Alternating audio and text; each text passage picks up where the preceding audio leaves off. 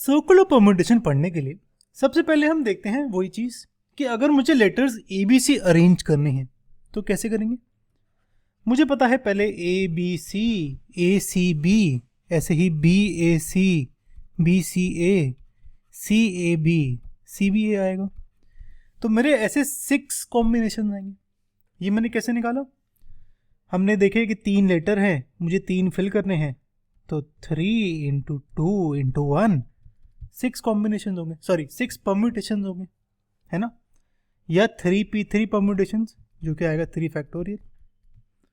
Okay, पर circular में थोड़ा सा डिफरेंट होता है।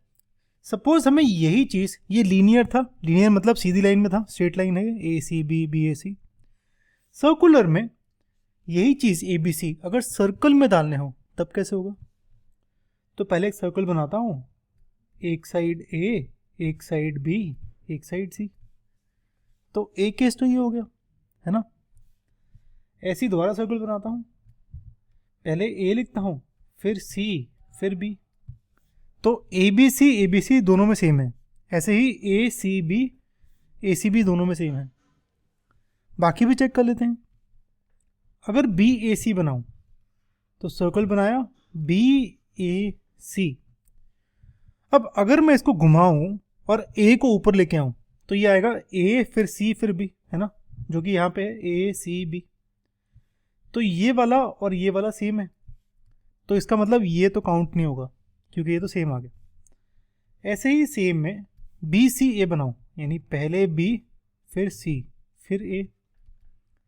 तो अगर ए से देखूँ, ए के बाद बी आता है फिर सी आता है, अगर क्लॉकवाइज चले तो, यानी ये है ए बी सी, यानी ये वाली। तो ये भी नहीं है और ये भी नहीं है, इसको भी क्रॉस। अगला है सी ए बी। इसके लिए फिर सर्कल सी ए बी।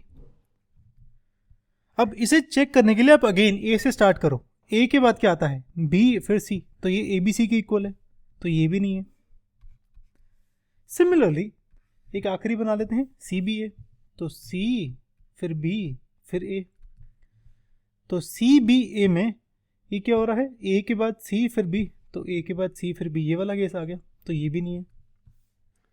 तो मेरे इन टोटल 2 ही केस आते हैं जब मैं इसे सर्कल में डालता हूं, एक ए बी सी और एक A C B, A B C A C B.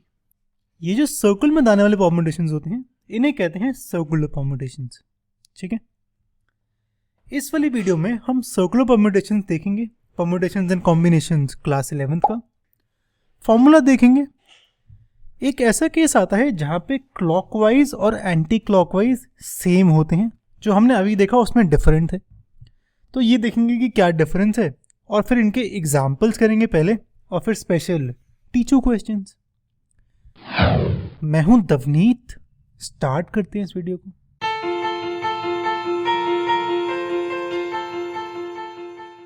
फॉर्मूले के लिए पहले तो एक चीज का ध्यान रखो कि जो क्लॉकवाइज और एंटी क्लॉकवाइज अरेंजमेंट्स है वो डिफरेंट है। फॉर एग्जाम्पल हमने देखा था ए बी सी और ए सी बी। तो यहाँ पे अगर सपोज टेबल पे बैठा है तो ए के राइट साइड में बी है, लेफ्ट साइड में सी है, और यहाँ पे ए के राइट साइड में सी है, लेफ्ट साइड में बी है। तो ये दोनों डिफरेंट है। ठीक है, ये जब डिफरेंट होते हैं, वैसे 99% ऑफ द केस में ये डिफरेंट होते हैं। सेम कब होगा, जब नेकलेस वगैरह की बात कर रहे होंगे, उसमें गिवन होगा कि ये अरेंजमेंट सेम है। ठीक है, जब डिफरेंट होते हैं तो हमारा फॉर्मूला होता है नंबर ऑफ परम्यूटेशंस का n-1 फैक्टोरियल। ठीक है, हमने देखा था अगर ए बी सी लेटर्स है मेरे तो n की वैल्यू 3 है। अगर लीनियरली कर रहे हो तो क्या आता है, 3 इंटू 2 इंटू 1, यानी 3 फैक्टोरियल आता है मेरे परम्यूटेशंस। लेकिन अगर सर्कल में करें ए बी सी तो n की वैल्यू 3 कितना आएगा फॉर्मूले में, n-1 फैक्टोरियल, यानी 3 - 1 फैक्टोरियल, 2 फैक्टोरियल यानी 2। तो मेरे यहाँ पे 2 ही केस आएंगे, ए बी सी और ए सी बी। ठीक है, ये है मेरा फॉर्मूला। एक बेसिक एग्जांपल कर लेते हैं। सपोज हमें 10 पीपल को बिठाना है एक टेबल में, सर्कुलर टेबल में, तो कितने वेज होंगे, number of veg. Number of veg होगा नंबर ऑफ परम्यूटेशंस, जो कि है n-1 फैक्टोरियल, तो 10-1 फैक्टोरियल यानी 9 फैक्टोरियल। ठीक है, तो ये हो गया मेरा बेसिक सर्कुलर परम्यूटेशंस। एक केस होता है जहां पे क्लॉकवाइज और एंटी क्लॉकवाइज अरेंजमेंट सेम होते हैं। ठीक है, यहां पे क्लॉकवाइज और एंटी क्लॉकवाइज अरेंजमेंट्स सेम है। ये आप मान लो कि जैसे नेकलेस है मेरा, तो उसमें ऐसे 3 ऐसे गोले बने हुए हैं, यानी 3 बीड्स कहते हैं ना इनको, BEADS। हाँ, तो अगर ये ऐसे है, अगर मैं पर्पल और ब्लू को एक्सचेंज कर दूं, यानी फ्लिप कर दूं इसको, फ्लिप का मतलब कि मैं ये वाला साइड को यहाँ घुसा दूं, ये वाला साइड को यहाँ घुसा दूं, वो ग्रीन ऐसे का ऐसा ही, तो ये कुछ ऐसे होगा। जिस केस में ये दोनों चीज़ें सेम हैं, उस केस में हमारा सर्कुलर परम्यूटेशन हो जाएगा हाफ इंटू n-1 फैक्टोरियल, यानी पहले वाले के हाफ के इक्वल। ठीक है, ये वाला केस नेकलेस में आता है, जहां पे आपको गिवन होगा स्पेसिफिकली कि नेकलेस है, तो यहाँ पे फ्लिप करने में सेम होगा। ओके, यूजुअली हमारा जो नॉर्मल वाला फॉर्मूला है वो यूज आता है, जहाँ पे एंटी क्लॉकवाइज और क्लॉकवाइज अरेंजमेंट्स डिफरेंट होते हैं।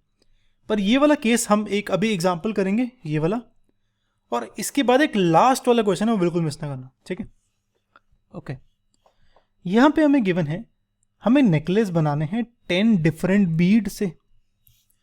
ठीक है, तो नेकलेस में कैसे भी पहनो नेकलेस कोई फर्क नहीं पड़ता, ऐसे ऊपर की तरफ पहनो नीचे की तरफ पहनो, घूम के एक साथ ही आ जाते हैं। तो नेकलेस में ये नहीं फर्क पड़ता कि इस साइड पे क्या है और इस साइड पे क्या है ना, क्योंकि ये दोनों सेम होते हैं। तो नेकलेस वाला केस आएगा हमारा, जहाँ पे फॉर्मूला लगेगा हाफ इंटू n-1 फैक्टोरियल, ये आएगा 9 फैक्टोरियल बाय 2। ठीक है, तो ये हो गया मेरा बीड्स वाला क्वेश्चन। अब करते हैं हमारे स्पेशल टीचू क्वेश्चंस। स्टार्ट करते हैं इससे। यहाँ पे हमें 10 पीपल को बिठाना है एक सर्कुलर टेबल में, और ऐसे बिठाना है कि 4 पीपल हमेशा साथ में हो। वो कौन कौन से 4 है ये हमें पता नहीं, पर 4 को इकट्ठे बिठाना है। तो मैं मान लेता हूँ हमारा टेबल कुछ ऐसे, जहाँ पे P1 से लेके P10 मेरे पर्सन्स हैं जो कि बैठे हैं। ठीक है, इसमें से 4 पीपल टुगेदर है, तो मैं मान लेता हूँ P7, P8, P9, P10 ये सब एक साथ हैं। ठीक है, अब मुझे इसका परम्यूटेशन निकालना है। अब इसके परम्यूटेशन के लिए सर्कल में कितने लोग बैठे हैं मेरे, एक person 1, person 2, person 3, person 4, person 5, person 6, और ये जो पूरा ग्रुप है वो, तो 7 पीपल बैठे हैं टेबल पे। तो फॉर्मूला क्या होता है, n-1 फैक्टोरियल। यहाँ पे जब भी टेबल की बात हो तो हाफ मल्टीप्लाई नहीं होगा, क्योंकि लेफ्ट और राइट साइड में फ़र्क होता है। ओके, तो 7 है मेरे पास, तो 7-1 फैक्टोरियल, तो ये आ गया। अब इसके बाद भी कुछ है क्या, है। इसके बाद जो मेरे ये 4 पीपल एक साथ बैठे हैं, ये भी तो कुछ भी हो सकते हैं, कोई भी 4 पीपल हो सकते हैं, है ना। तो इनका भी तो फैक्टोरियल होगा, यानी ऐसे भी तो हो सकता है कि P7 पहले हो, फिर P9 हो, फिर P8 हो, या उल्टा भी हो सकता है, कुछ भी हो सकता है। तो इन 4 पीपल का परम्यूटेशन भी होगा, परम्यूटेशन, यानी इसको मैं मल्टीप्लाई करूंगा 4 फैक्टोरियल से, तो मेरा एक्चुअल आंसर आएगा 6 फैक्टोरियल इंटू 4 फैक्टोरियल। ठीक है, ये बहुत ही इंपॉर्टेंट था। जो मेरे 6 वो थे, 6 पर्सन्स प्लस एक ग्रुप, तो टोटल 7 ऑब्जेक्ट्स हैं। 7 का फैक्टोरियल करा सर्कल में, तो 7-1 फैक्टोरियल, और फिर ये जो 4 लोग थे इनका अलग फैक्टोरियल करा, तो 4 फैक्टोरियल मल्टीप्लाइड। ठीक है, एक थोड़ा सा डिफरेंट इससे ऐसे है, यहाँ पे 10 पीपल दोबारा बैठे हैं एक टेबल पे। यहाँ बात हो रही है 3 पीपल आर नेवर टुगेदर, तो मैं वो 3 पीपल मान लेता हूँ P8, P9, P10। ठीक है, ये कभी भी एक साथ नहीं है। अब ये होगा टोटल परम्यूटेशंस, यानी जितने भी परम्यूटेशंस हैं टोटल 10 पीपल के, माइनस वो परम्यूटेशन जहाँ पे तीनों एक साथ हैं, है ना। Number of ways in people are never together, total permutations minus number of ways 3 people are always together. Total permutations में मेरे 10 ऑब्जेक्ट्स होंगे, तो टोटल परम्यूटेशंस का फॉर्मूला आएगा 10-1 फैक्टोरियल। ठीक है, अब अगर देखूं मैं कि ये 3 एक साथ होंगे, तो मेरे कितने ग्रुप्स आएंगे, 7 पीपल प्लस 1 ये 8, तो 8 चीज़ें सर्कल में हैं, तो 8 माइनस 1 फैक्टोरियल तो ये आएगा, इनटू ये जो 3 लोग हैं इनका अलग परम्यूटेशन होगा, तो इनका 3 फैक्टोरियल अलग, तो एक्चुअल आंसर ये आएगा 10 माइनस 1 8 माइनस 1 इंटू 3 फैक्टोरियल, ये आएगा 9 फैक्टोरियल माइनस 7 इंटू 3 फैक्टोरियल। इसे सॉल्व करेंगे तो फाइनल आंसर ये आता है। ठीक है, ध्यान रखना फाइनल आंसर ऐसे निकालना है, क्योंकि 1 मार्क वाले क्वेश्चन, सॉरी MCQ क्वेश्चन होते हैं, तो उसमें देखना होता है। ओके, अब एक आसान वाला कर लेते हैं। ये थोड़ा सा डिफरेंट है, पर अगर आपको ये आ गया तो आपको परम्यूटेशंस क्लियर हो जाएगा। ठीक है, तो इसे ध्यान से देखेंगे। यहाँ पे 8 मेंबर्स हैं मेरे पास कुछ काउंसिल के, जिसमें से 3 मेंबर, एक सेक्रेटरी है मेंबर, एक वाइस चेयरमैन है और एक चेयरमैन है। ठीक है, तो टोटल 8 हैं, उसमें से 5 पीपल तो ऐसे ही हैं, वेले बैठे हुए हैं, तो वो P1 से लेके P5 हो गए। एक सेक्रेटरी है, सेक्रेटरी इज S, एक चेयरमैन है, एक वाइस चेयरमैन है। गिवन है कि चेयरमैन हमेशा सेक्रेटरी और वाइस चेयरमैन के बीच में बैठेगा, तो चेयरमैन बीच में, सेक्रेटरी यहाँ, वाइस चेयरमैन यहाँ। ठीक है, यानी इन तीनों का मेरा ग्रुप बनेगा, तो इन तीनों को इकट्ठे डाल दिया। अब मुझे इनको परम्यूट करना है, परम्यूटेशन निकालना है। मेरे 5 लोग ये और एक ये, टोटल 6 लोग हैं, तो 6 माइनस 1 फैक्टोरियल आएगा, है ना, सर्कुलर परम्यूटेशन इनटू। अब देखो, अब मेरे को बताओ कि ये ग्रुप का भी तो परम्यूटेशन होगा, लेकिन ये ग्रुप में हमेशा चेयरमैन बीच में ही होना चाहिए, तो कितने परम्यूटेशन होंगे? एक हो सकता है कि सेक्रेटरी चेयरमैन वाइस चेयरमैन हो, एक में उल्टा हो सकता है, ऊपर सेक्रेटरी हो नीचे वाइस चेयरमैन हो, है ना। तो इसके 2 केस बनेंगे, 2 केस। तो ये जो 6 माइनस 1 फैक्टोरियल है, इसको 2 से मल्टीप्लाई करेंगे, तो वो फाइनल आंसर है। ठीक है, इसमें यही इंपॉर्टेंट था कि यहाँ पे कितनी परम्यूटेशन होंगी इसकी। ओके, तो ये होगा 6 माइनस 1 फैक्टोरियल इंटू 2। ऑलराइट, एक थोड़ा सा डिफरेंट टाइप का क्वेश्चन करते हैं, और ये मैं चाहता हूँ खुद ट्राई करो। ठीक है, ओके। अच्छा, यहाँ पे गिवन है कि मेरे पास 5 मेन हैं और 6 वुमेन हैं, और ऐसे इनको बिठाना है कि नो 2 men आर टुगेदर। ठीक है, एक सर्कुलर टेबल में ही बिठाना है, पर 2 मेंस के बीच में हमेशा वुमेन होनी चाहिए। ओके, तो यार जब भी ऐसा केस आता ना, जब भी नो 2 men आर टुगेदर, तो मेन को ना बाद में बात की देखी जाएगी, पहले वुमेन को बिठा देते हैं। तो पहले मैं तो वुमेन को बिठाता हूँ, सॉरी, तो पहले मैंने यहाँ पे वुमेन को बिठाया, वुमेन 1 2 3 4 5 6 वुमेन थी, 6 वुमेन को मैंने ऐसे बिठा दिया और खुला खुला बिठाया, ताकि इनके बीच में अब जगह है। तो एक जगह ये है रेड वाली, एक ये, ऐसे ही ये। ठीक है, ये मेरी कितनी जगह है मेरे पास, 1 2 3 4 5 6 प्लेसेस हैं जहाँ पे रेड वाली, जहाँ पे मेन बैठ सकते हैं, है ना, क्योंकि पहले तो मैंने वुमेन को बिठा दिया। अब इन 6 में से मुझे 5 मेन को बिठाना है। ओके, इतना समझ आया? ऑलराइट, तो अब परम्यूटेशन कितनी होंगी? पहले तो मैंने वुमेन्स को बिठाया, ठीक है, तो परम्यूटेशन होगा 6 women in circular table into 5 men in 6 places. ठीक है, अब ये जो 5 men इन 6 प्लेसेस हैं, ये सर्कुलर की बात नहीं होगी इसमें, क्योंकि अब गैप की बात हो गई कि इनमें से 6 लोगों को बिठाना, 6 में से 5 लोगों को बिठाना है। तो अब ये सर्कुलर परम्यूटेशन यहाँ नहीं लगेगी, यहाँ लगेगी। ये जो 6 वुमेन है इन सर्कुलर टेबल, इसका फैक्टोरियल होगा 6 माइनस 1 फैक्टोरियल, इसके परम्यूटेशन जितने होंगे। और जो 5 men इन 6 प्लेसेस हैं, ये होगा 6p5। ठीक है, यहाँ पे सर्कुलर का फॉर्मूला नहीं लगेगा, यहाँ पे यही इंपॉर्टेंट था। ओके, तो पहले तो 6 वुमेन को बिठाएंगे और बाकी 5 वुमेन बैठेंगे in seats marked as x। Number of permutation होगा number of ways in 6 women set in circle, और फिर जो 5 men है उनको 6 पोजिशन में परम्यूट करेंगे। ठीक है, 5 men की सर्कुलर परम्यूटेशन नहीं होगी दोबारा, ये ध्यान रखना, क्योंकि वो तो बैठ गए ना ऑलरेडी सर्कल में, अब ये तो यहाँ बैठेगा, यहाँ बैठेगा, यहाँ बैठेगा, यहाँ बैठेगा, ये सेम है लीनियर से। तो ये जो बाद वाला फॉर्मूला आएगा इसमें सर्कुलर की बात नहीं होगी, क्योंकि सर्कुलर में बैठ चुकी हैं पहले वुमेन, उनका हो चुका है गेम।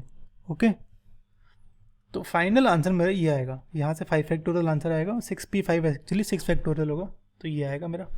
ठीक है, ये बहुत इंपॉर्टेंट क्वेश्चन है, इसे बिल्कुल मिस ना करना।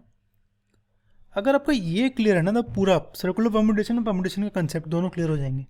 ओके, अच्छा यहाँ पे बात हो रही है इन हाउ मेनी वेज एक नेकलेस फॉर्म करना है। अब जहाँ पे नेकलेस की बात आ गई वहाँ पे मेरा यूज़ होगा n-1 फैक्टोरियल वाला फॉर्मूला। ठीक है, तो ये तो मुझे पता है, मेरे पास 5 रेड बीड्स हैं, 2 ब्लैक और 3 ग्रीन बीड्स। तो और इनका नेकलेस बनाना है तो पहले गोला बनाता हूँ। मेरी 5 रेड है, और क्योंकि डिफरेंट गिवन है 5 डिफरेंट रेड, तो इन्हें लिखता हूँ R1 R2 R3 R4 R5।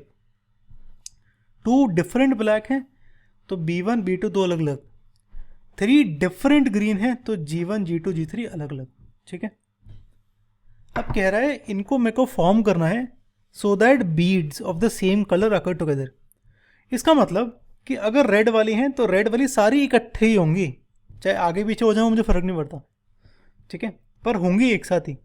ऐसे ही ब्लैक वाली सारी एक साथ होंगी, ग्रीन वाली सारी एक साथ होंगी। ब्लैक वैसे क्यों लिया यार मैंने, ब्लू ले लेता, अच्छा भी नहीं दिख रहा ब्लैक। चलो एनी हाउ, हाँ तो कह रहा है कि ये 5 रेड एक साथ आएंगे, ये 2 ब्लैक एक साथ आएंगे, ये 3 ग्रीन एक साथ आएंगे।